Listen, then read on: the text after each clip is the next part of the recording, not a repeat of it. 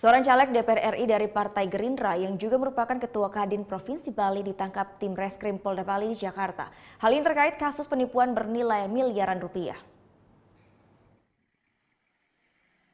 Anak Agung Ngurah Alit Wiranata, caleg DPR RI dari Partai Gerindra ini ditangkap jajaran Ditreskrimum Polda Bali pada Kamis dini hari di sebuah hotel di wilayah Kuningan, Jakarta Selatan. Tersangka yang juga Ketua Kamar Dagang dan Industri atau Kadin Provinsi Bali ditangkap terkait kasus penipuan pengurusan perizinan, pengembangan, dan pembangunan pelabuhan Benoa. Kasus ini sendiri berawal pada tahun 2012 saat itu korban Sutrisno Lukito Disastro selaku calon pengembang dan pembangunan pelabuhan Benoa meminta bantuan kepada tersangka untuk mengurus segala jenis perizinan. Kedua belah pihak kemudian sepakat akan membentuk perusahaan dengan nama PT Bangun Segitiga Mas. Sementara itu untuk memperlancar pengurusan perizinan, tersangka meminta kepada korban uang senilai 30 miliar. Korban akhirnya menyanggupi dan telah memberikan uang senilai 16 miliar kepada tersangka. Sementara sisanya akan diberikan jika semua masalah perizinan telah selesai. Dari pengakuan tersangka, 6 miliar digunakan untuk audiensi dengan gubernur dan wakil gubernur, sedangkan 10 miliar digunakan untuk mendapatkan izin rekomendasi dari Gubernur Bali. Namun hingga batas waktu yang ditentukan, perizinan yang dijanjikan oleh tersangka tidak kunjung terrealisasi. Korban akhirnya melaporkan kasus ini pada tahun 2018. Setelah melalui proses yang cukup lama, Agung Alit Wiranata sendiri akhirnya ditetapkan sebagai tersangka pada Jumat 5 April 2019. Tersangka itu sudah kami panggil hari Selasa tanggal 9 kemarin begitu.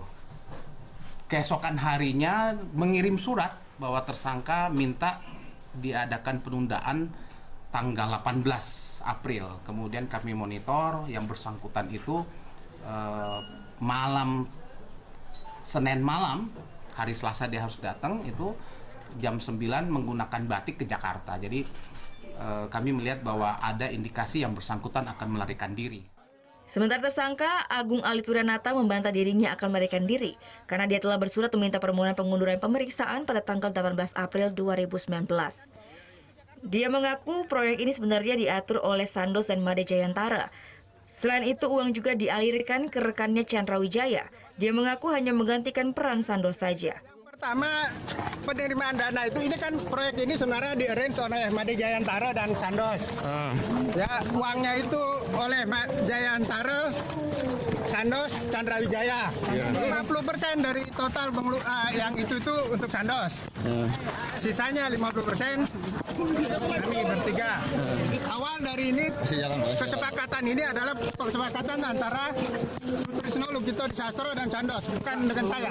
Sandos itu siapa sih sebenarnya, Pak? Siapa, Pak? Karena beliau adalah putra gubernur pada saat itu, maka saya diminta untuk menggantikan posisi beliau. Tidak menutup kemungkinan dari kasus ini akan ditetapkan tersangka lainnya.